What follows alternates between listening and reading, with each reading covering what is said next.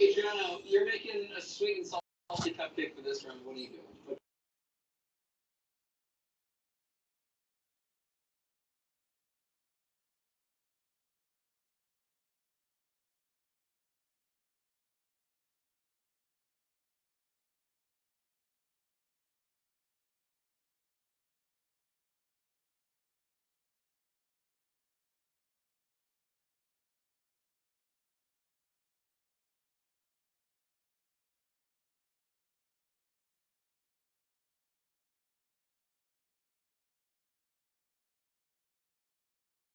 Perdón, profe, que no me quiera aparecer para yo presentar solo el PowerPoint.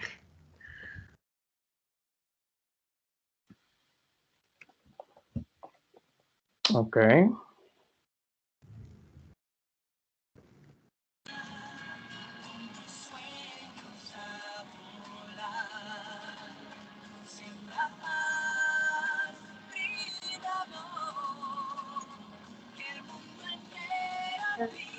Bueno, ¿todos ven la pantalla? Sí. Sí. Señora. El de la música. Sí, hay alguien que tiene una cancioncita ahí muy buena, pero no ayuda. Nosotros somos el grupo número 1 y les vamos a hablar sobre la herramienta estadística del teorema de ejecución exitosa. Somos el grupo número 1 de hoy, pero somos el número 3. Estos son los integrantes del equipo: Achille Bastardo, Ana Céspedes, María Castillo y la que les habla, Stephanie Núñez. El teorema de ejecución exitosa es una herramienta estadística utilizada comúnmente para la determinación de los tamaños de muestra para la validación de procesos. Dicha herramienta estadística posee dos métodos. El primero es el método de confianza y el segundo es el valor de confiabilidad.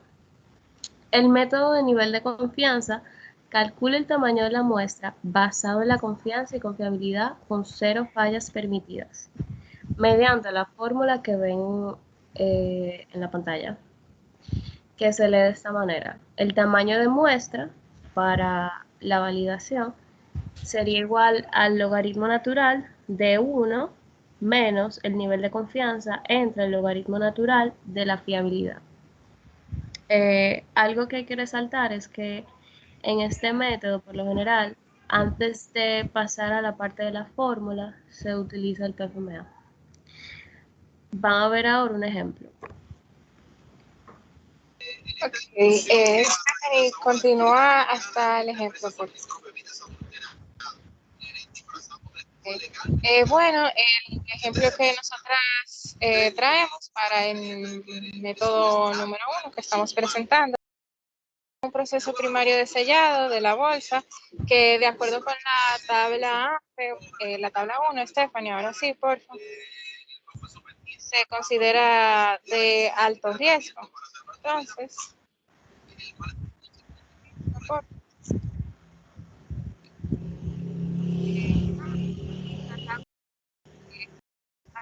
se define el alto riesgo como un efecto crítico que puede poner en peligro la vida del paciente, básicamente, y continúa, devuélvete a la tabla 2 y la tabla 3. Aquí en la de riesgo alto se ve que el defecto se considera crítico, como les decía, y entonces en la tabla 3 se ve, buscamos el riesgo que para nosotros es alta, y el nivel de confianza necesario que es un 95% y la fiabilidad o reliability es de un 99%. En este ejemplo se necesita el tamaño de muestra para tener un 95% de confiabilidad y saber si la pieza es 99% fiable. Luego de incluir los parámetros en la fórmula, obtenemos que se necesita un total de 299 piezas sin falla para que la validación pues cumpla, o sea, sea aceptada.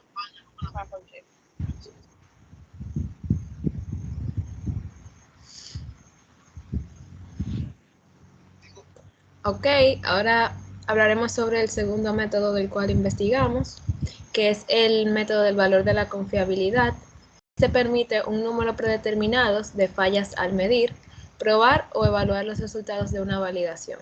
Sin embargo, es un método un poco complicado, ya que requiere calcular el uso de un grado de libertad de distribución de chi cuadrado y busca de valores y se utiliza una tabla para buscar los valores. Para calcular el valor de la confiabilidad se utiliza la fórmula presentada en pantalla, donde el n, que es el tamaño de la muestra, es igual a 0.5 por el valor de chi cuadrado para un nivel de confianza dado para r grados de libertad, sobre 1 menos la fiabilidad del.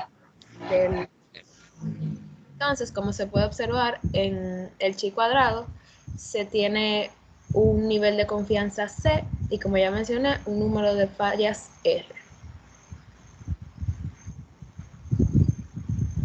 Muy bien, aquí tenemos un ejemplo que nos indica que un proceso de ensamblaje de bandejas se considera de bajo riesgo, según vimos en la primera tabla del FMA. Y la tabla 2, recordando que define el bajo riesgo como un defecto menor que puede resultar en una lesión menor, malestar o inconveniente que no requiere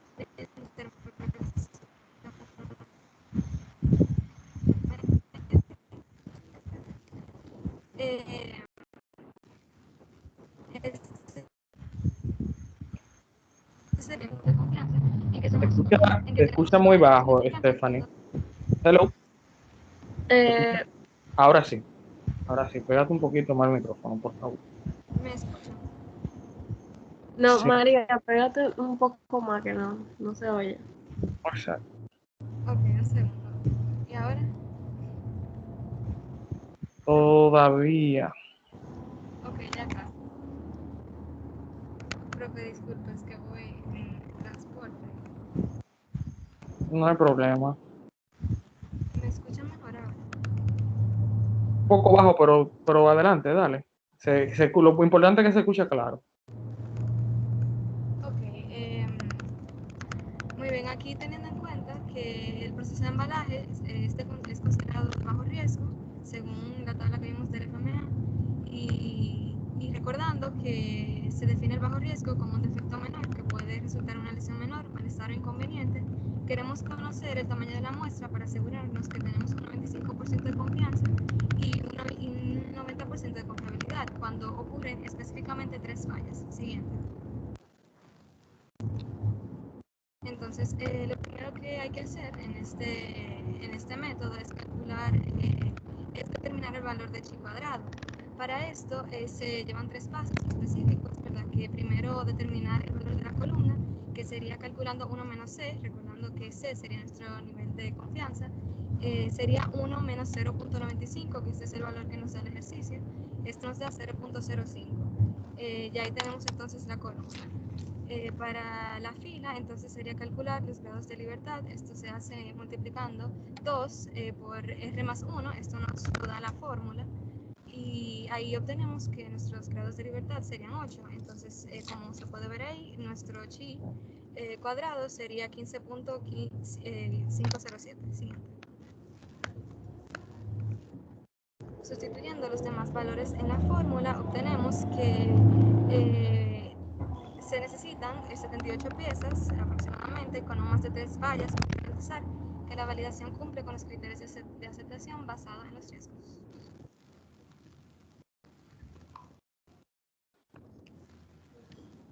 Muchas gracias. Nada, muchas gracias. ¿Alguna pregunta?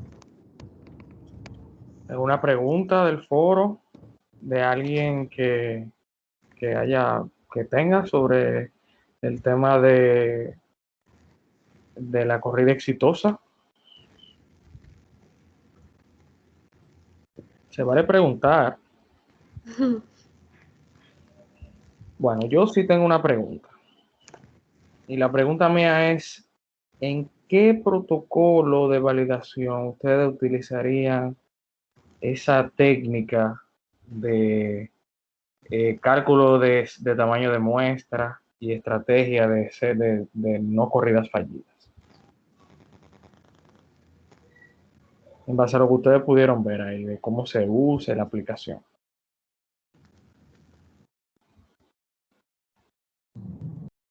Bueno, me parece que se podría usar un TMB o en un MCA, de igual forma. Lo he, más o menos, de lo que he trabajado, ¿verdad? En este tiempo como en Metronic, podría ser en un confirmation run que se le hacen a los equipos y eso, se determina un número, un tamaño de muestra y ahí entonces pienso que se podría usar. Ok, miren. La respuesta está bien hasta la mitad, o sea, hay una parte bien y una parte mal. Realmente,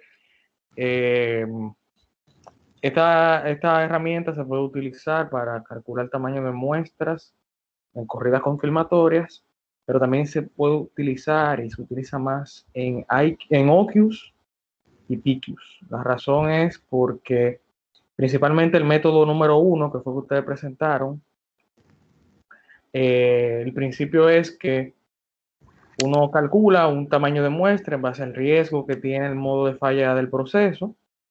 Uno corre unas unidades y si se corren, por ejemplo, se toma una muestra de 299 unidades, como ustedes dijeron ahí, y no hay fallas en esas 299, se puede estar 95% seguro de que el 99% de las piezas que van a salir del proceso realmente cumplen con las especificaciones.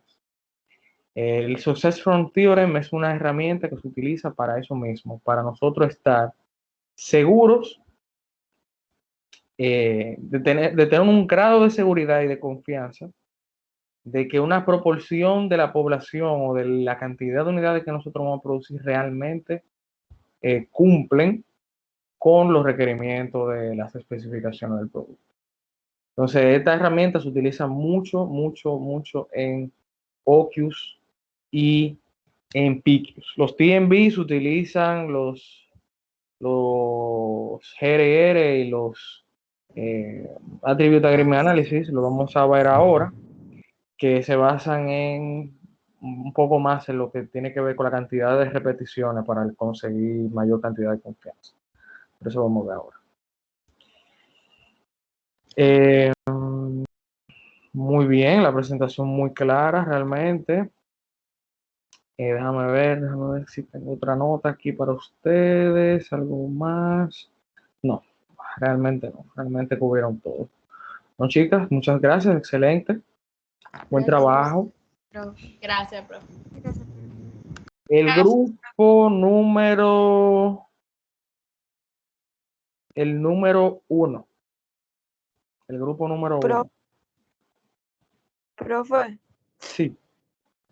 quisiera saber si mi grupo podría exponer ahora porque yo me siento un poquito mal, entonces, para poder retirarme de la clase. Ok, ok. Sí, nosotros le damos el turno, no se apure. Está bien. Entonces, denle ahí.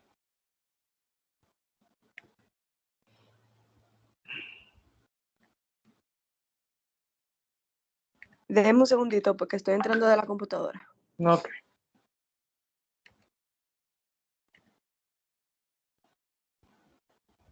Profesor, cuando te hace pregunta, ¿puedes responder en que no sea del grupo que está exponiendo? Sí, también cualquiera. Puede ser del grupo, puede ser de la clase.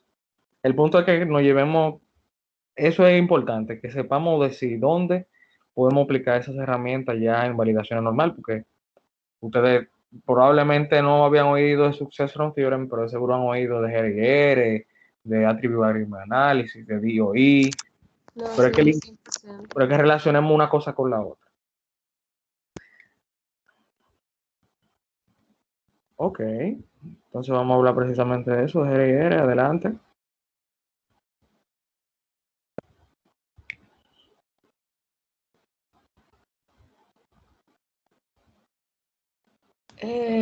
Buenas tardes, nosotros somos el grupo 2 y vamos a hablar sobre los Attribute Agreement Analysis en GR&R. Iniciaremos con la definición y los conceptos, estaremos abarcando de manera simultánea los temas, o sea, primero abarcaremos los Attribute Agreements y luego simultáneamente en parte de definiciones, la aplicación y ejemplos.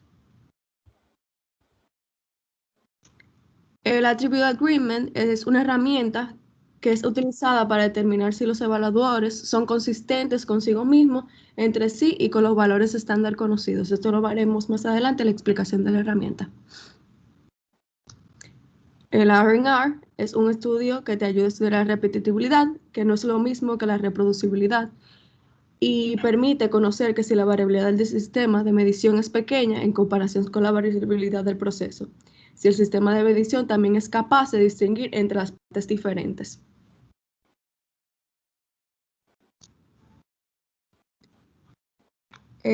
Vamos ahora a hablar sobre el uso y las aplicaciones de estas herramientas.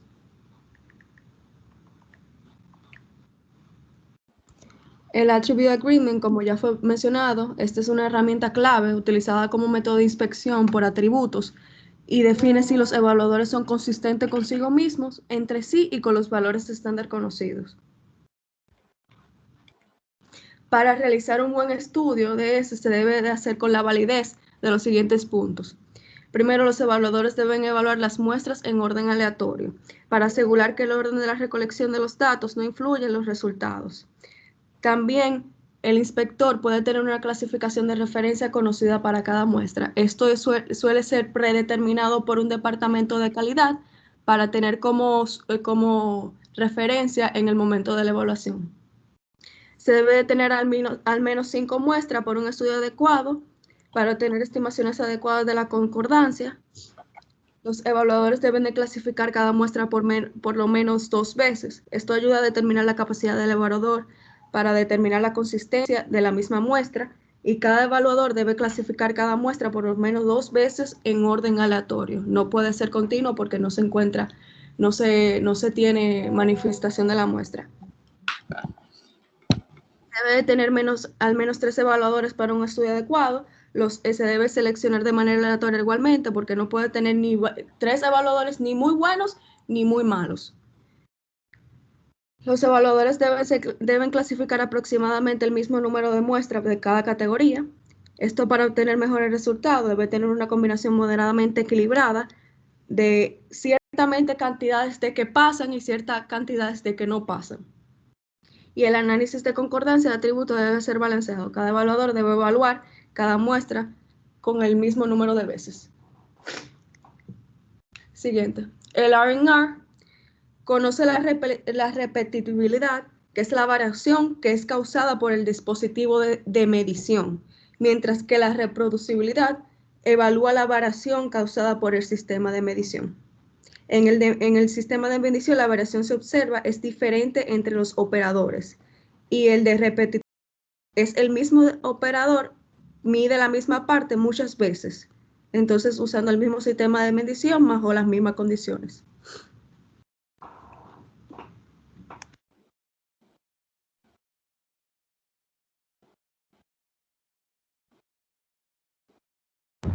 Ok, ahora le vamos a hablar sobre los diferentes ejemplos y la aplicación de estos en la herramienta. También pasa a la siguiente. Ok, aquí vemos un ejemplo en el cual se plantea una selección de 10 partes que representan el rango esperado de la variación de un proceso. 3 operadores van a realizar las mediciones de 10 partes 3 veces por parte, o sea, cada una se va a medir 3 veces en un orden aleatorio. Okay. Primero debemos de organizar e ingresar los datos en lo que sería Minitab, tomando en cuenta que el orden debe seguir, debe de ser de una sola columna, como pueden ver representado en la imagen. Siguiente. Luego vamos a estadísticas, las herramientas de calidad. Luego vamos al apartado de estudio de sistemas de mediciones y vamos a seleccionar el R&R, el sistema de medición cruzado. Okay. Luego debemos de ingresar los datos correspondientes dentro del recuadro, teniendo en cuenta lo que es el número de partes, los operadores y los datos de medición que lo mismo tomaron. Esto nos dará como resultado nuestra tabla de ANOVA. En este caso obtendremos la tabla de ANOVA para, de las primeras nos lo dará Minitab en este caso con las interacciones, como podemos ver, parte operador. Minitab tiene la peculiaridad de que en caso de que alguna iteración, el p-value sea mayor o igual a 0.05, estas serán omitidas debido a que como cumple la condición de que es mayor o igual, las mismas no son significativas. Por eso replica la ANOVA y nos quita las interacciones. También nos arroja las siguientes gráficas con respecto a los datos, en lo cual podemos sacar diferentes conclusiones, como por ejemplo en la gráfica de componentes de variación. En esta gráfica podemos ver lo que sería el porcentaje de variación. En este caso se compara y se ve que es mayor la diferencia entre las partes que el mismo sistema de medición. Por eso podemos concluir de que este tiene un impacto en el proceso y no la parte de medición. También podemos ver la gráfica de R por operador. En esta vemos que la poca consistencia en el método de medición del operario B por cómo se comporta la gráfica. También tenemos la gráfica de X barra donde los puntos se encuentran mayormente una variación y se debe a la diferencia entre las partes.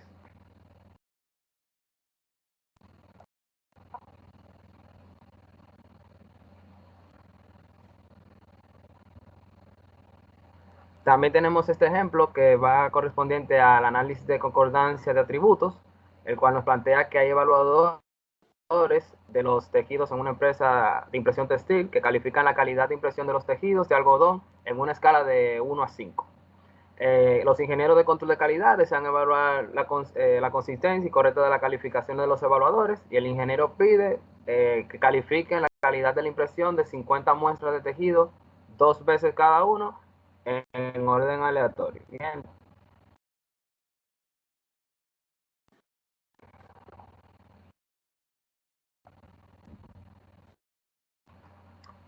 Aquí vemos el proceso de cómo vamos a la herramienta. Debemos de seleccionar estadística, herramienta de calidad y luego el análisis de concordancia de atributos.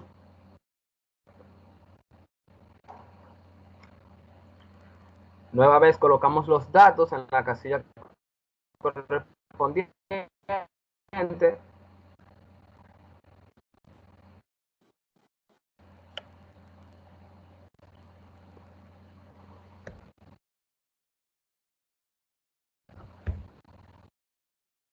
Entonces, esto nos arroja como resultado primero este recuadro, que es el acuerdo de evaluación. En este recuadro podemos ver lo que es el porcentaje de concordancia entre cada uno de los que son los evaluadores al momento de realizar las mediciones. Estos se consideran adecuados debido a que tienen un porcentaje alto que se puede ver en la columna de porcentaje, donde está de entre 86 a 100% el porcentaje de la medición, por lo cual se puede considerar adecuado.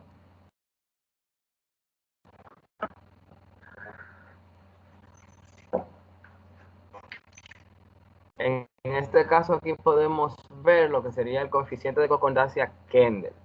Este coeficiente se utiliza para saber lo que es la concordancia entre los evaluadores, dado que los mismos están dentro de un 1 y un 0.9, llegamos y podemos concluir que el mismo posee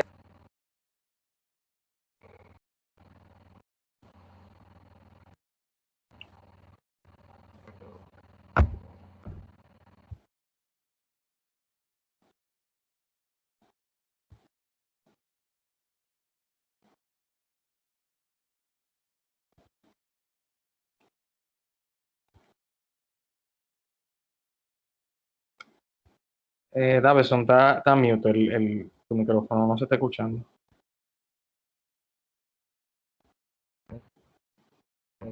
Eh, eh, ¿puede pasar a la siguiente? ¿Me escuchan? Sí, se escucha.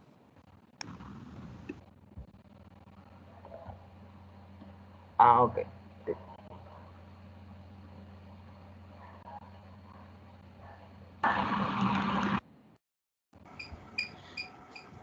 ¿Se oye? Sí. Ok. Sí. Pues ahora continuamos con los protocolos de validación en donde aplicaríamos esta herramienta.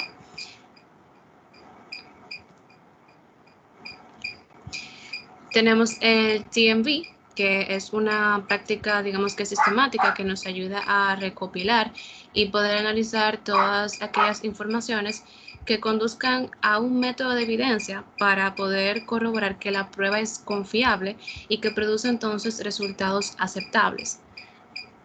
Dentro de las razones por las cuales se utilizarían, y es que según el tipo de TMV y los datos obtenidos, es decir, que si se trata de data variable, entonces se procedería a utilizar esta herramienta. Además de que nos asegura que los resultados de las pruebas son consistentes y firmes durante su ejecución, y porque es un elemento importante para el análisis de control de calidad de los procesos. Cabe destacar que dentro de los criterios de aceptación de los TMVs se encuentra la resolución obtenida, el sesgo y esta última característica, que es la repetibilidad y reproducibilidad, que son características principales y que podemos encontrar los métodos de ejecución durante el uso de esta herramienta. Muchas gracias. Muy bien, excelente, excelente. Buen trabajo. Realmente los TMV, así mismo como ustedes explicaban, son herramientas que ayudan a medir o a evaluar los sistemas de medición. Como nota adicional, agregarles ahí que la referencia que se utiliza para definir los tamaños de muestra, cantidad de corridas y todo eso es una referencia que hay sobre un libro llamado Measurement System Analysis Reference Manual, que es de el grupo de Industry Action Group, IAG, Automotive Industry Action Group.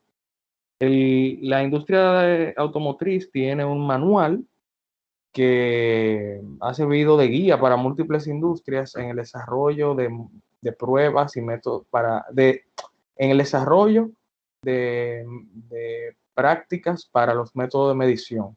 Entonces ellos tienen un libro que, como les repito, se llama Measurement System Analysis Reference Manual, que toda la industria de dispositivos médicos ha adoptado y lo utiliza como de manera generalizada. Muchas empresas utilizan ese libro como base. Entonces, cuando necesiten o si necesitan determinar un tamaño de muestra o basar o diseñar un proceso de validación para un método que ustedes tengan en las plantas donde les toque trabajar, pueden utilizar ese libro, que es realmente una súper herramienta para esos temas. Muchas gracias, muy buena presentación. No tengo realmente preguntas.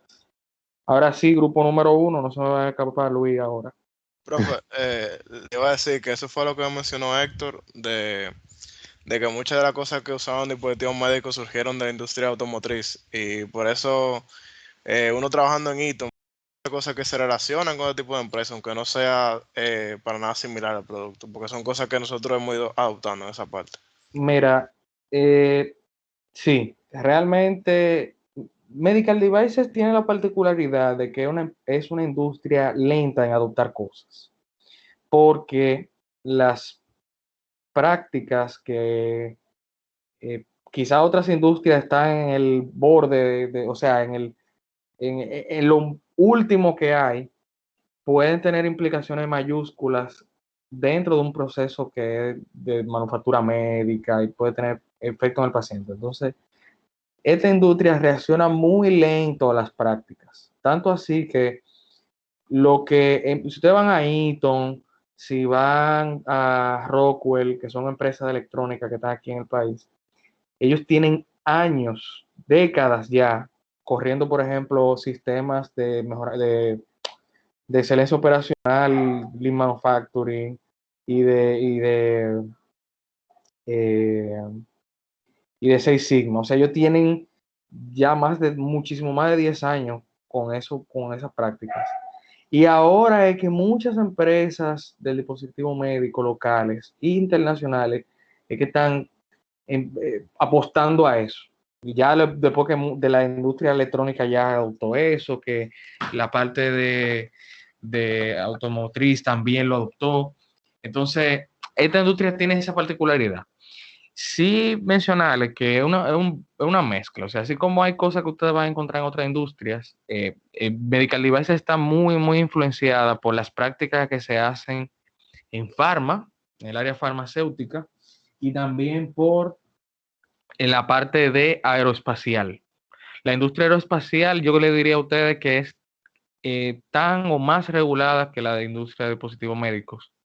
Y las prácticas que ustedes ven en la industria aeroespacial, aviones, cohetes, o sea, la NASA, ellos usan los mismos procesos que ustedes están viendo aquí. O sea, ellos tienen procesos de validación, tienen procesos de diseño, de validación de diseño, tienen todo ese tipo de cosas.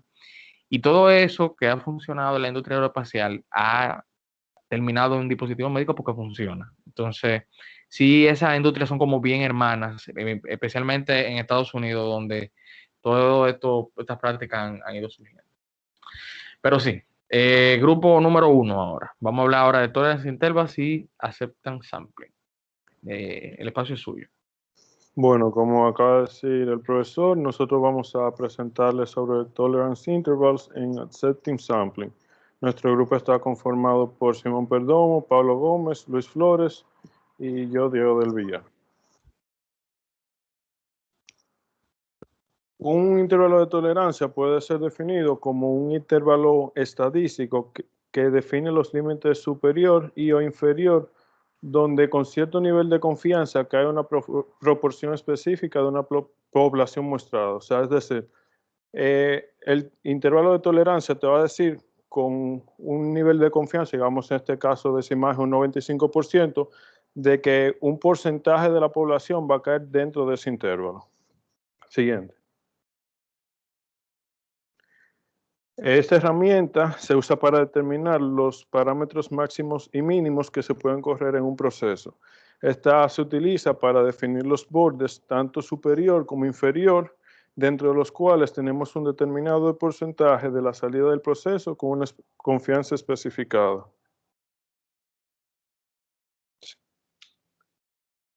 Aquí podemos ver para calcular los intervalos de tolerancia en Minitab, vamos a estadística, herramientas de calidad y ya ahí seleccionamos si es para una distribución normal o una distribución no normal.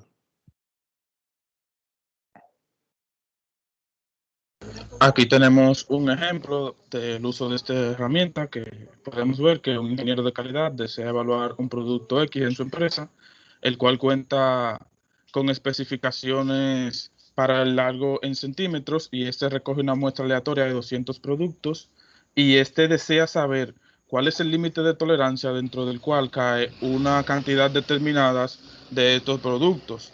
Para esto vamos primero a Minitab y en la primera parte colocamos lo que es el nivel de confianza, que en este caso tomamos un 95% y definimos el intervalo que deseamos. Ya aquí puede ser bilateral o solamente el límite inferior o el superior. Siguiente. Aquí podemos ver que una vez colocados todos los datos, esto nos proporciona un resultado donde nuestro intervalo de tolerancia está entre 76.2 y 88.5 y de acuerdo a los resultados, aquí nos indica que el 97% de los resultados se encuentran dentro de este intervalo con un 95% de confianza.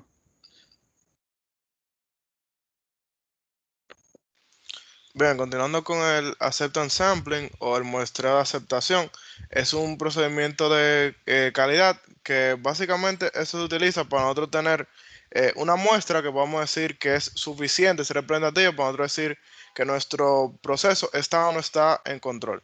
Esto es lo que nosotros utilizamos en inspecciones que son de muestras pequeñas, en lugar de nosotros hacer una inspección 100%, ya que lo normal es que lo único que no haga una inspección 100% sea el cliente que recibe el producto. Y a partir de esta pequeña muestra, nos tomamos la decisión de nosotros aceptar o rechazar las cantidades grandes, es decir, los lotes. Y es un procedimiento estadístico que utiliza muestras aleatorias. Es decir, que cada artículo que está dentro de nuestro lote tiene la misma probabilidad de ser parte de la muestra que se está inspeccionando en ese procedimiento. Nosotros tenemos los tipos de muestras de aceptación que están por variables. Se toma una muestra aleatoria del lote y a cada unidad de la muestra se le mide una característica de la calidad aleatoria del lote. Esas son características que puede ser peso, longitud, previamente definido en lo que nosotros establecemos como los requerimientos de calidad de nuestro producto. Y aquí son mediciones que se calcula un estadístico, generalmente en función de la media y expresión estándar muestral. Y dependiendo del valor que nos dé estadístico, nosotros lo comparamos con el valor permisible que nosotros establecemos para así indicar si se acepta o se rechaza el lote completo. También está por atributos, que por atributos básicamente es nosotros extraer de forma aleatoria una muestra del lote y nosotros clasificar cada unidad de acuerdo a las características que tengan, tanto sean las aceptables como las defectuosas. Entonces aquí, si los productos son iguales o menores a un número previamente establecido, que normalmente llamamos C, el lote será aceptado, y si es mayor, sería rechazado. Bueno, perdón, algo que agregar también aquí en el muestreo de aceptación por atributos es que tenemos 3 tipos que son básicamente simple, doble y múltiple. Aquí lo que varía es un poco el tamaño de la muestra, que sería un poco más pequeña, y también las veces que tomaría la muestra hasta determinar que sería suficiente data como para nosotros concluir si cumple o no cumple este lote. Esto es lo que nosotros utilizamos ya en elementos como determinados, en componentes y materia prima, en operaciones, en WIP o material en proceso, material en almacenamiento, para mucho de eso, para aplicar Kanban y eso. Esos registros y en procedimientos administrativos, donde también se toman muestras de este tipo. Esto se usa algunos ejemplos tenemos que la aplicación de una prueba implica la destrucción del producto. Aquí obviamente no se puede hacer con todo porque hay que vender. También el costo para hacer una inspección del 100% es muy elevado. Entonces aquí nosotros buscamos reducir ese costo de inspección, ya que obviamente la inspección es un desperdicio como tal. Y aquí también se evalúa, muy importante, cuando se compara con el costo que implica pasar una unidad que no sea conforme. O sea, si vemos que es un producto en el cual pues se puede pasar unidades malas y no sea tan significativo, pues no sería necesario inspeccionarlo todo. También se hay situaciones donde son muchas y similares las unidades, así que una muestra te va a indicar cómo estará de forma confiable el resto del lote. Donde no se dispone de información sobre la calidad del producto, entonces hay que inspeccionar para confirmar dicha calidad. Donde la probabilidad de error en la inspección es suficientemente alta, de tal manera que la inspección al 100% podría dejar pasar más unidades defectuosas que un plan de muestreo. Es decir, cuando no tenemos una probabilidad de error que es muy alta, aquí se tiene que hacer la inspección 100% para evitar que pasen un número descontrolado de unidades defectuosas. También cuando se dispone una inspección automatizada, es decir, que es un operado, que aquí puede estar sujeto a ciertos errores. También cuando es necesario asegurar la confiabilidad del producto, aunque la capacidad del proceso del fabricante del lote sea satisfactoria, o sea, no tenemos un registro que nos dé esa confiabilidad de nuestro proceso. Y en situaciones donde, si bien históricamente el vendedor ha tenido niveles buenos de calidad, se desea nosotros hacer una reducción de la cantidad de la inspección, pero la capacidad del proceso no es suficiente, no es suficientemente buena como para no inspeccionar. O sea, en cuanto a nuestro vendedor, estamos a un nivel de buena calidad, pero nosotros no hemos comprobado que nuestro proceso es lo suficientemente capaz para nosotros decir que es confiable en esa parte. Bueno, aquí tenemos un ejemplo de cómo realizar un plan de muestreo en Minitab. Tal como se dijo en el tema de los intervalos de tolerancia, aquí primero vamos a la sección de estadísticas, herramientas de calidad, luego a muestreo de aceptación tanto puede ser por variables como por atributos. En este caso se realizará el ejemplo de muestreo por aceptación por atributos. Aquí creamos la imagen de la derecha, le damos a crear un plan de muestreo dependiendo del tamaño de lotes y el nivel de confianza que queramos, ya sea por del productor y del consumidor, y el tamaño del lote. También ponemos el nivel de calidad aceptable y rechazable. Sí. Para luego, dependiendo de nuestro lote y de tenemos el método. Eso la parte de la izquierda va correspondiente a los datos que nosotros introducimos, y la parte de la imagen de la derecha va de acuerdo a los planes elaborados, ya que, por ejemplo, si de un tamaño de lote de 200 unidades, tomamos en cuenta que el tamaño de la muestra necesaria tiene que ser 13 y el número de aceptación tiene que ser 19. También catamos los defectos por unidad dependiendo del nivel de calidad, en este caso 1 y 2, y los límites de calidad saliente para la AOQL. Y aquí tenemos también una curva representativa del plan de muestreo que se realiza en este caso. Quedamos en los protocolos de validaciones. Aquí vamos a ver la parte en que se aplican estos dos temas que acabamos de ver. Lo podemos ver tanto en el OQ como en el PQ. En el OQ principalmente en los intervalos de tolerancia, ya que en el OQ estamos buscando los parámetros funcionales del proceso. Entonces ya con esto podemos ir en este caso de rejuego, o normalmente nos los dan predefinidos dependiendo de la máquina, el proceso que se realice, o nosotros lo buscamos, que ya en este caso sería como que dicen los intervalos de tolerancia, desde cuanto al máximo o como al mínimo, y ya estos después tú obtienes un parámetro óptimo para en este caso del PQ. En el plan de muestreo, normalmente los protocolos están definidos cuántas unidades se va a inspeccionar. Esto depende de la empresa en este caso. Por ejemplo, en la empresa que yo trabajo, para el OQ se realizan un total de 30 tiros para el máximo o para el mínimo, que eso es en el OQ. Y en el PQ se realiza dependiendo un total se realiza por periodos para un total de 100 tiros en este caso. Y luego, según el tipo de piezas, se calcula la cantidad de muestra a inspeccionar. Eso es todo. Gracias. Muy bien, excelente. Miren, adicionalmente a eso, los tolerance interval son el equivalente en práctica a lo que explicó el grupo número 1. El grupo número 1 habló de la corrida exitosa, y el uso de la corrida exitosa es que nos permite a nosotros, para datos atributos, tener cierta seguridad de que el proceso cumple con las especificaciones. El tolerance interval tiene una función muy similar, porque nosotros tenemos un confidence, tenemos un porcentaje de confianza de que el proceso se comporta entre uno u otro límite de tolerancia. Esos límites de tolerancia se pueden comparar con un límite de especificación, y si cumple, si está dentro de ese límite, podemos decir que estamos bien seguros que el proceso va a cumplir con los requerimientos. También, profe, que hay veces que, por lo menos en mi caso, hay veces que, por ejemplo, algún proceso, a veces que nada más toman un lado si van a, por ejemplo, medir una variable, solamente como que no toman ni máximo ni mínimo, o sea, no toman máximo ni mínimo del intervalo, sino toman un solo lado a veces. Si ya, por ejemplo, si está más grande de ahí, pasa, o sea, no importa que tan pequeño sea, en este caso. Hay casos así. Sí, hay casos. Hay, por ejemplo, especificaciones que nada más tienen un límite. Y en ese caso, entonces, por ejemplo, si un límite inferior, no importa lo grande que sea la pieza, va a pasar. De hecho, dentro del proyecto final, una de las características de calidad que ustedes van a estar analizando es de ese tipo, nada más tiene un límite. Entonces, cuando le toca hacer el tolerance interval, ¿qué vamos a hacer? Van a tener ese caso, que mientras más alto, mejor, el proceso más deseable.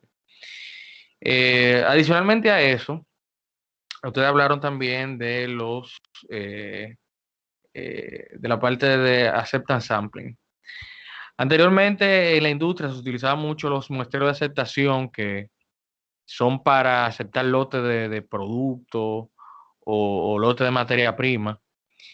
Para esos mismos samples se utilizaban para hacer validaciones de proceso. Entonces, esa práctica se está eliminando, muchas empresas están saliendo de ahí porque el acceptance sampling asume que hay una proporción del lote que no va a cumplir con las especificaciones. El AQL es una definición más o menos de un agreement que se llega o de un acuerdo que se llega entre un suplidor y usted y nosotros como compañía, de que el lote va a tener una proporción X de producto bueno y la otra proporción puede ser que esté mal. Entonces eso tiene la particularidad de que los acceptance samplings asumen ese nivel de desconformidad dentro de los lotes y no son lo más robustos para nosotros tampoco tratar de implementar el tema de risk management, de la parte de manejo de riesgo, porque fíjense que cuando hablamos de la parte de la corrida exitosa, nosotros hablábamos del PFMA, de cómo nosotros podemos utilizar el PFMA para definir los niveles de confianza, los niveles y los niveles de cobertura que tiene que tener la validación. Así mismo se puede hacer con el tolerancia interval, pero no tanto con la parte de los acceptance sampling. Entonces, los acceptance sampling son más utilizados durante producción, en proceso de productivo, para liberar lotes, o durante la recepción de materia prima, pero día a día muchas empresas están saliendo, han dejado de usar el acceptance sampling para validación.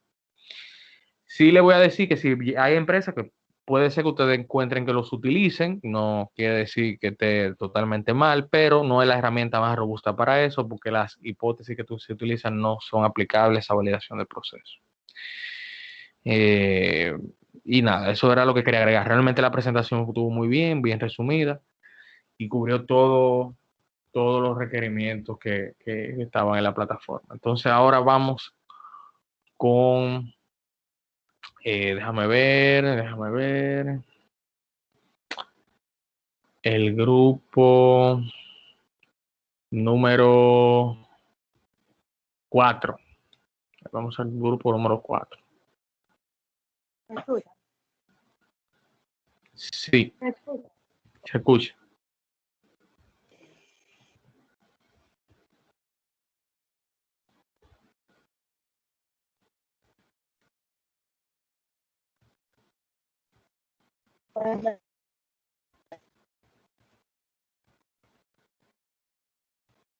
¿Pueden ver mi pantalla? Hola. Sí, se ve.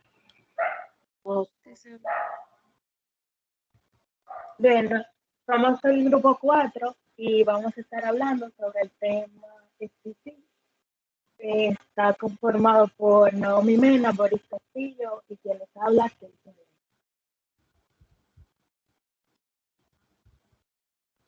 Bien, vamos a comenzar con definir qué es SPC. Bien. SPC, Statistical Process Control o control estadístico de procesos, es una metodología utilizada para el seguimiento de un proceso, para identificar las causas de variación y señalar la necesidad de emprender una acción correctiva en el momento adecuado. Depende de las prácticas de control y de otras herramientas estadísticas, pero principalmente esta. Y cabe destacar que no es muy recomendable utilizarlos en empresas que tengan ya niveles Six Sigma porque se requiere para el SPC una variación que sea posible medir. Pero es recomendable para empresas que están iniciando en el sistema de calidad. Tiene como objetivo el mejoramiento continuo de los procesos con la finalidad de que no se elaboren productos o servicios defectivos. Vamos a definir algunos conceptos básicos de la herramienta SPSS.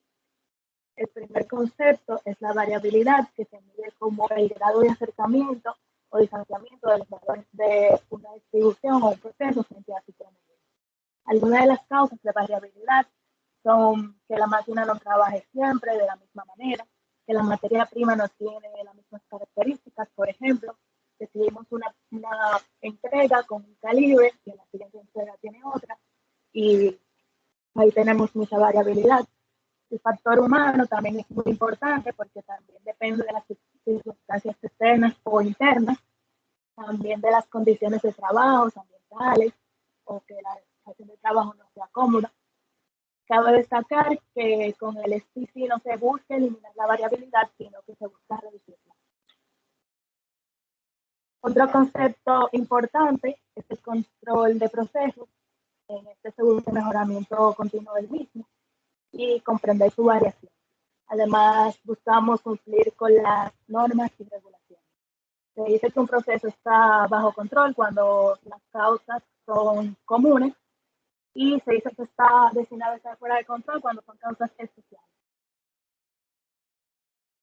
El siguiente concepto es la capacidad, que es el rango dentro del cual ocurre la variación natural del proceso. Conocer la capacidad es importante porque nos permite predecir si este cumplirá con las tolerancias establecidas, y de la misma manera nos permite determinar cuáles son los requisitos y niveles de control necesarios para el. Bien, por último tenemos los límites de control, que son estas líneas horizontales ubicadas arriba y debajo del promedio, y se utiliza para determinar si un proceso está fuera de control. Esto es cuando los puntos están fuera de las líneas. Bien. El uso de la herramienta, aquí tenemos algunos casos. Por ejemplo, podemos implementar acciones correctivas antes de que ocurran las conformidades.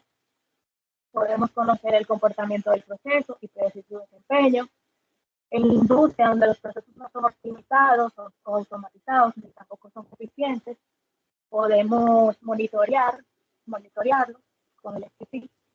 Y por último, tenemos la retroalimentación del proceso en tiempo real. Aquí tenemos el ejemplo de Minitab, donde un fabricante de motores usa un proceso de forja para producir aros de pistón. Los ingenieros especializados en calidad desean evaluar la capacidad del proceso, recolectan 25 subgrupos de 5 aros de pistón y miden el diámetro. Los límites de especificación son 64 milímetros, más o menos 0.05 milímetros. Realizan un análisis de capacidad 6 en 1 para verificar los supuestos de un análisis de capacidad normal y evaluar que también los diámetros de aros de pistón cumplen con los requisitos. Los pasos para realizar este ejercicio es, primero, introducir los datos en una columna en Minitab. Segundo, seguir la ruta para el análisis de capacidad 6 en 1, que es estadísticas, quality tools, capability dispatch, y dependiendo de la data, si es normal, no normal o entre dos. En este caso seleccionamos normal. Tercer paso, introducir la columna donde colocamos los datos y el número de subgrupos, que lo decía el ejercicio 5. Además, los límites de control superior e inferior, que también decía el ejercicio. Si tenemos el valor ideal, le damos a opciones y introducimos el target o valor esperado. Ya cuando realizamos todos estos pasos, tenemos los resultados, tenemos 6 herramientas. Primero tenemos la gráfica X barra y R, que indica que el proceso es estable. Se dice que es estable porque los puntos están dentro de los límites de control. De la gráfica de los 25 subgrupos, podemos decir por la distribución de los puntos que son aleatorios, y se puede ver cierta simetría de acuerdo a la medida del proceso. Además, en la gráfica de normalidad podemos decir que los datos están distribuidos normalmente, lo que nos permite hacer ya el análisis de capacidad. Los índices de capacidad, CPK, PPK y CPM, podemos ver que dieron 1.66, 1.62 y son mayores de 1.83, lo que indica que el proceso está paz. Entonces, en conclusión, decimos que el proceso cumple con los requisitos del cliente en cuanto a los diámetros de los lados. Aquí tenemos en protocolos de validación. Identificamos dos protocolos en los que podemos aplicar SPC, es PQ y OQ, ya que en esto se miden tanto las especificaciones como los límites o condiciones establecidas. Eso era todo, muchas gracias. Ok, Casey. Sí, efectivamente, tú dijiste algo muy importante sobre que no empresas deberían aplicar SPC principalmente si no tienen, o si no, bueno, si no tienen o no aplican principios de Six Sigma. Para nosotros llevar un buen SPC o un control estadístico de proceso necesitamos necesariamente tener nuestro método de medición validados, necesitamos tener prácticas de análisis de datos, necesitamos conocer las herramientas y saber interpretarlas, porque no solamente decir que SPC es solamente un gráfico de control y ya, una carta de control, sino que algo más allá, porque trata de proyectar y prevenir el comportamiento del proceso en base a lo que vemos y la data que hemos colectado. Además de los IQ los OQs y los PQs, el SPC es principalmente útil cuando nosotros hacemos verificación continua del proceso. O sea, luego de que nosotros validamos el proceso, nosotros tenemos que darle seguimiento al comportamiento de la data y tratar de entender si realmente ese proceso se mantiene estable. O sea, luego de la validación, si no hay ningún comportamiento adverso ni nada de eso. Entonces el SPC, ya con toda la aplicación de todo, los histogramas, el análisis de la carta de control, nos ayuda a nosotros ser preventivos en las medidas correctivas que nosotros implementamos y no esperar que el proceso salga de control para nosotros hacer correcciones y mejoras del proceso. No todas las empresas, quizá ustedes vean que aplican SPC. El SPC es una práctica de control una práctica de verificación continua de procesos que la aplican a empresas que tienen programas de mejoramiento continuo y de Six Sigma. Otras tienen otros métodos, que son, por ejemplo, las revalidaciones, que vamos a hablar de eso en las semanas próximas, las revalidaciones en base a tiempo. Pero ahí está esa dualidad de que existen ambas prácticas y ustedes van a ver las ventajas y las desventajas de cada una. La ventaja de el control estadístico es que nos ayuda a tener data histórica, a ver comportamiento, a predecir, mientras que usar las revalidaciones en base a tiempo es un método más fácil, menos complejo, desde un cierto punto de vista, pero a veces también un poco más costoso. Entonces, eso lo vamos a discutir en las próximas clases. Pero buena intervención, Casey. Ahora vamos a ver el último grupo, que es el grupo número 5, que tiene el último tema. El último tema del día de hoy, que me parece que es diseño de experimentos.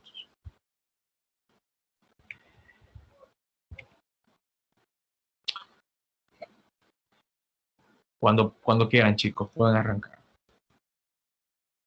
Sí, denos un momento.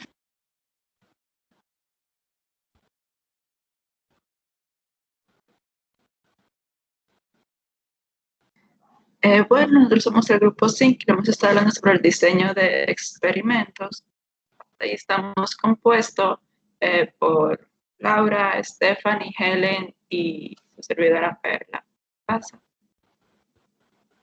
Pasa. Dale. En el contexto global de la industria, en la anterior. En el contexto global de la industria, donde todos los adelantos tecnológicos y científicos están en constante evolución, la competencia entre muchos factores hacen que el nivel de la calidad de los productos y servicios sea cada vez con una mayor exigencia. Es por eso que para el éxito de la industria, hacer uso de toda su capacidad y conocimiento y aprendizaje, así como su experiencia. Los métodos estadísticos y sus herramientas, como es el caso de diseño de experimentos, en la industria es uno de los temas que más pueden contribuir al aprendizaje y a la mejora de los productos y procesos. La aplicación de diseño de experimentos se presenta como una herramienta efectiva para entender y optimizar los procesos y productos de la industria.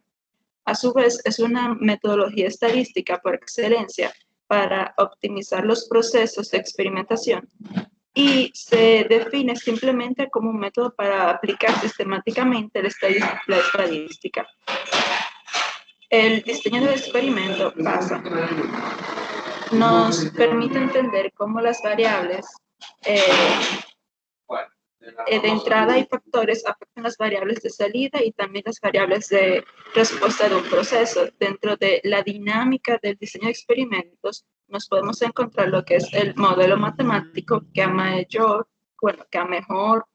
de nuestra muestra de necesidad de nuestro proceso, estaremos listos para hacer mejor uso de los recursos de nuestra organización, así como estudiar el efecto de los factores sobre el comportamiento del producto o proceso. Los principales beneficios de utilizar esta metodología es la información confiable, donde la información de los factores que intervienen en un proceso es obtenida de manera más rápida y confiable y con una evidencia estadística que lo sería en un campo aplicado al proceso real. También se encuentra lo que son las mejoras de procesos al determinar la mejor respuesta que deseamos, y también se encuentra la reducción de los costos de manufactura. Pasa.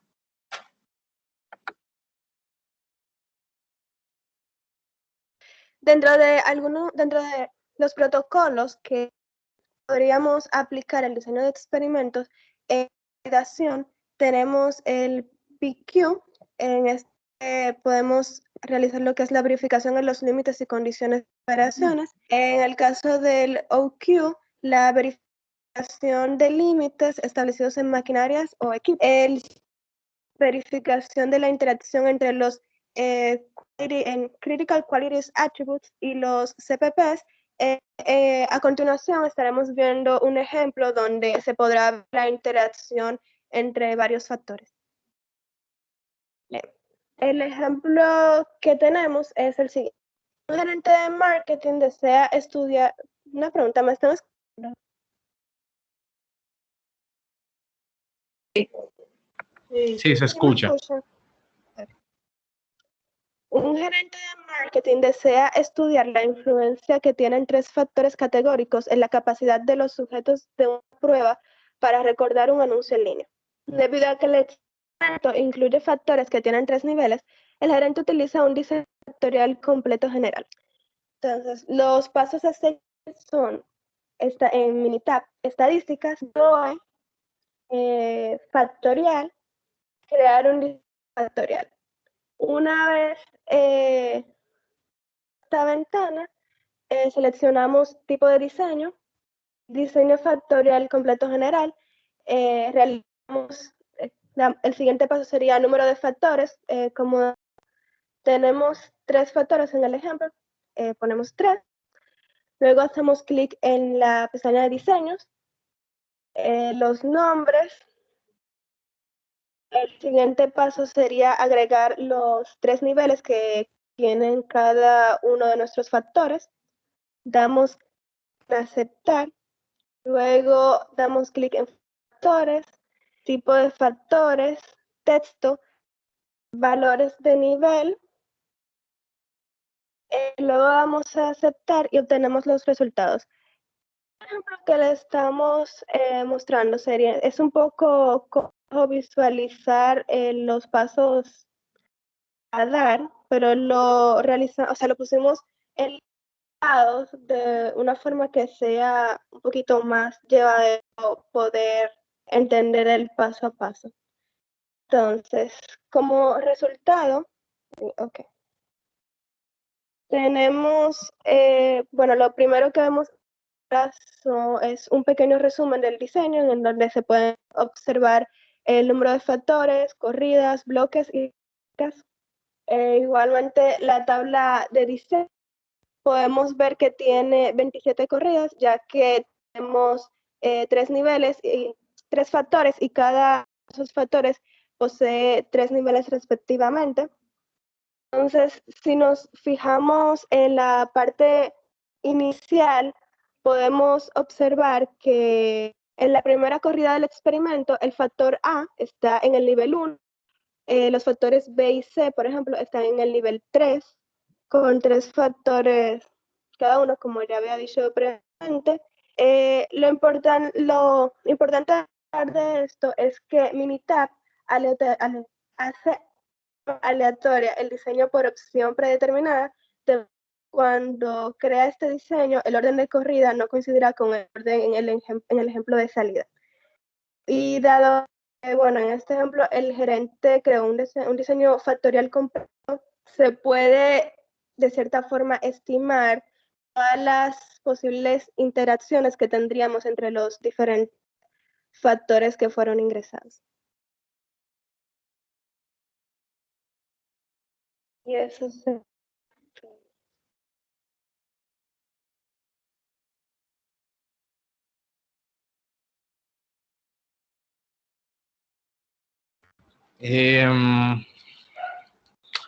Sí, realmente es la aplicación de la herramienta. Le faltó quizá mencionar un poco sobre la parte de los optimizadores de respuesta. Quizá no lo contemplaron ahí, pero Minitab también tiene la capacidad de optimizar las respuestas del proceso en función a las entradas que nosotros le tenemos a las variables de entrada del proceso. Y que tenemos dentro del estudio, evidentemente. Eso lo vamos a ver también dentro de uno de los casos del proyecto final, o una corrección que tengo aquí para ustedes también.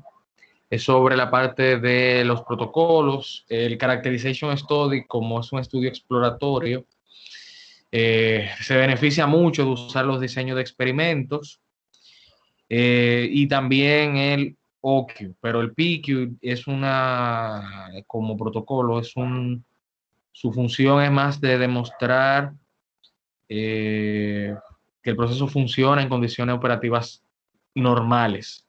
El PQ no se utiliza para encontrar parámetros ni tratar de entender el proceso. Si ustedes pueden utilizar, hay empresas que hacen diseño de experimentos los OQs, eso es perfectamente válido, pero normalmente se hacen en caracterización, estudio de ingeniería, para tratar de modelar el proceso y de entenderlo. Eso como a manera un poquito de corrección. Pero sí, realmente los diseños de experimentos son muy útiles. Hay gente que normalmente le tiene miedo por la complejidad. De verdad no le tengan miedo. Yo le invito a ustedes a que siempre que tengan chance, los utilicen porque ahorran muchísimo tiempo. O sea, es como si bien aplicado un diseño de experimento le ahorra muchísimo problema más para adelante porque ustedes tienen un entendimiento completo del proceso, de qué cosas afectan, qué cosas no, cuáles parámetros son importantes, cuáles tienen mayor efecto sobre la salida, cuáles pueden afectarle, por ejemplo, los atributos de calidad, de qué manera, y si usan el optimizador de respuesta también pueden predecir, pueden tratar de tener una idea de qué pasaría si, como que what if, qué pasa si corro con este valor de este parámetro, si lo subo, si lo bajo, si pongo todo al máximo, si pongo todo al mínimo y así sucesivamente. Entonces, honestamente, yo de verdad, les repito, les recomiendo mucho que siempre que puedan hagan los diseños de experimentos. Normalmente la gente tiene la percepción de que es una pérdida de tiempo, que se dura mucho, pero realmente vale la pena entender el proceso mejor y estudiarlo de manera científica con los experimentos ya multivariados. Bien, señores, ¿alguien más? ¿Alguna aporte sobre lo que acabamos de ver o pregunta que haya surgido de los grupos o del contenido del día de hoy? Sí, en su trabajo usted ha participado en cosas de diseño de experimentos. Muchísimas veces, muchísimas veces. Yo he tenido que diseñar experimentos, he tenido que ejecutarlo, he tenido que analizarlo muchísimas veces. No solamente ahora, sino a lo largo de la experiencia.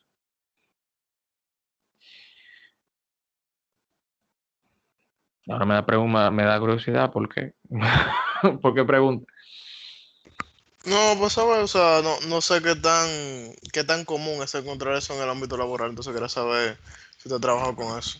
Sí, Porque no sí. todas las empresas lo usan. Mira, la razón por la que no todas las empresas lo usan es porque los ingenieros le tienen miedo. Hay empresas que obligan a los ingenieros por procedimiento a hacer diseño de experimentos, hay otras empresas que no. Las empresas que no lo hacen, los ingenieros tratan de evitar hacer el diseño de experimento y lo que terminan haciendo son haciendo prueba empírica, parámetro por parámetro, para encontrar una configuración que funcione. Pero de verdad no. Yo les recomiendo que le pierdan el miedo a eso, háganlo. Casi todas las empresas tienen Minitab, utilícenlo, porque es una herramienta que le facilita todo ese análisis muchísimo. Y sí, realmente eso se usa. A mí, yo soy uno de los embajadores de los DOI, donde quiera que yo voy, ustedes van a ver que yo trato de hacer uno, porque es una mina de oro. O sea, cuando ustedes hacen un diseño de experimento, y en mi experiencia es la oportunidad para ustedes volverse uno con el proceso. En un diseño de experimento usted se da cuenta de muchísimas cosas, no solamente a nivel matemático, sino que ustedes van a tener chance de, como tienen que jugar con los parámetros, de conocer cómo la máquina funciona, qué truco le hace, por ejemplo, el operador del equipo, esa persona que está encargada de correrlo, qué cosas, por ejemplo, hace lo mecánico, qué ajuste se hace por allí, que normalmente cuando ustedes están sentados en el escritorio no ven eso. Entonces el DOI obliga a que uno como ingeniero tenga que ir, remangarse la camisa y estar de cerca con la máquina y con el proceso y uno lo entiende muchísimo mejor.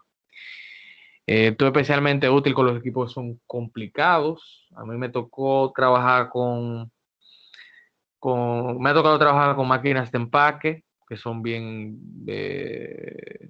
termoformadoras, que son bien delicadas, bien complejas, con máquinas de moldeo. Las máquinas de moldeo nadie la puede dominar sino con un DOI, y si lo hace gastan mucho dinero y mucho tiempo.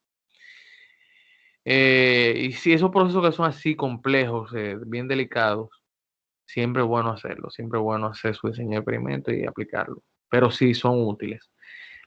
Hay empresas, no voy a mencionar nombres, que no lo hacen, no sé por qué, pero sí se pierden de una súper herramienta. De hecho, el paradigma de calidad por diseño busca eso, que se levante y que se conozca el proceso y que tengamos data sobre el mismo antes de nosotros ir más para adelante.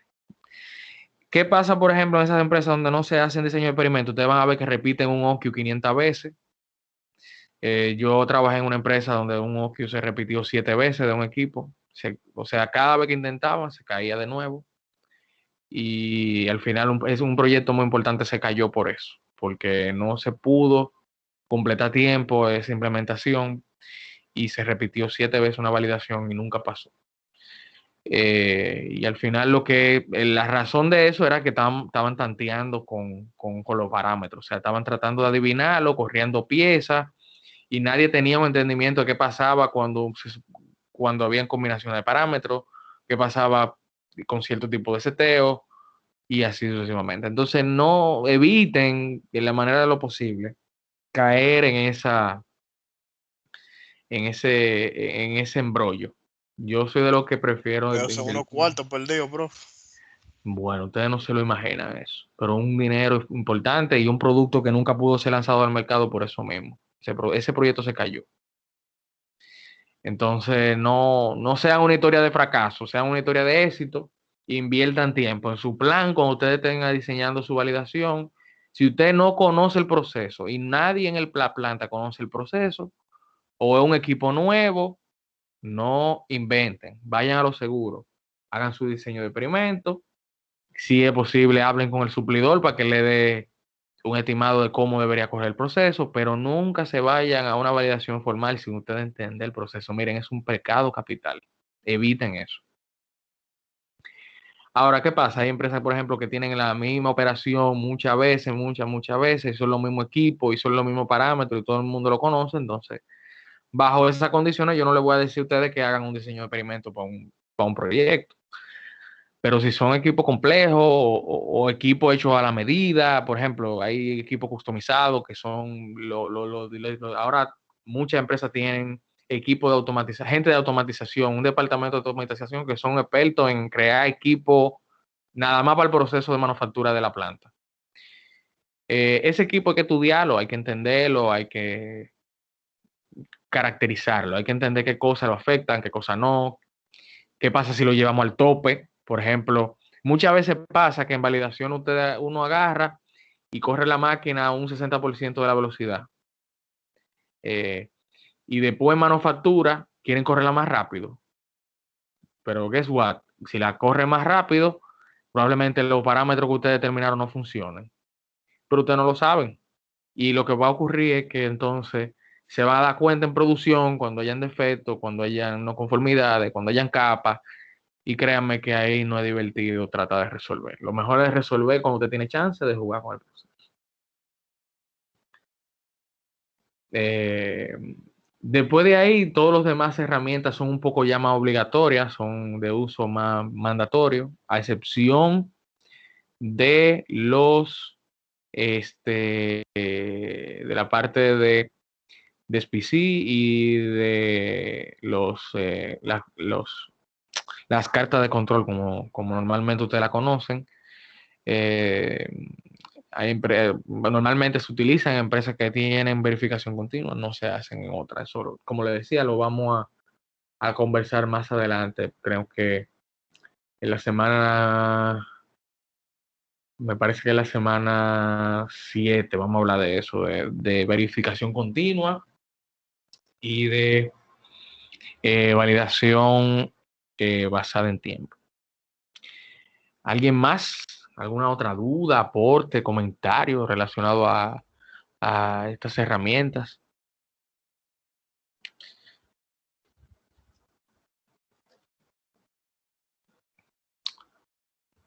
Ok, voy a tomar eso como que no.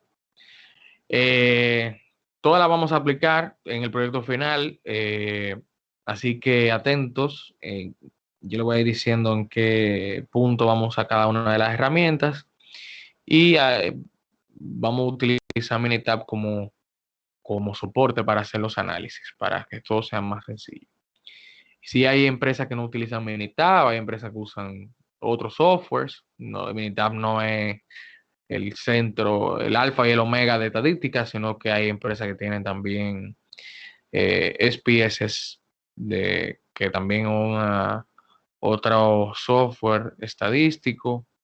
Hay empresas que no usan ningún software, que utilizan Excel o plugins de Excel como Sigma Excel y otros equivalentes.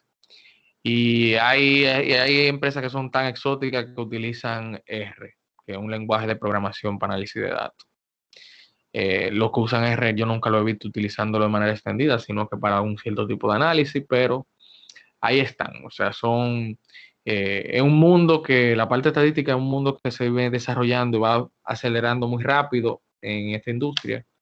Y en los próximos años se va a hablar mucho de minería de datos. Ahora mismo la parte de nosotros en dispositivos médicos estamos en cero con eso. Pero la parte de minería de datos es algo que lentamente va a ir entrando con la parte de no solo validaciones, sino mi dispositivo médico. Y manufactura 4, ¿cómo? La revolución industrial 4.0 que viene por ahí. La cuarta revolución industrial.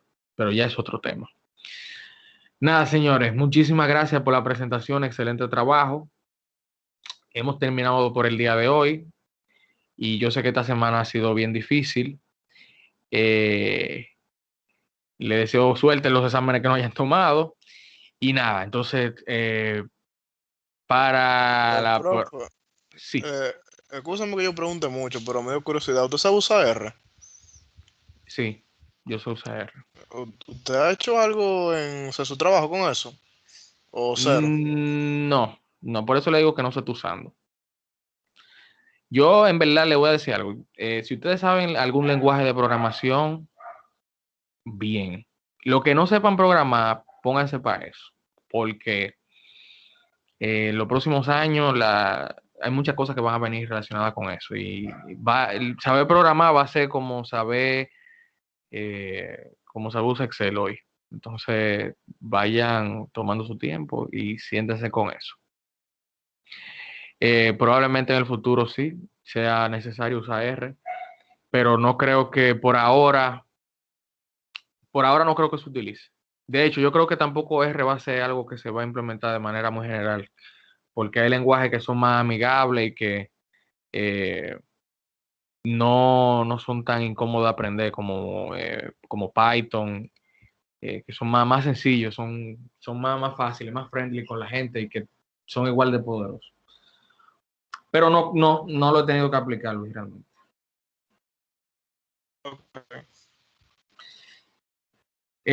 Nada, señores, muchísimas gracias. Retomamos entonces el próximo martes, ya hablando de los próximos entregables. Y nada, señores, buen fin de semana. Muchísimas gracias por participar. Gracias, igual. Gracias a usted, profesor. Ok. Bye, bye.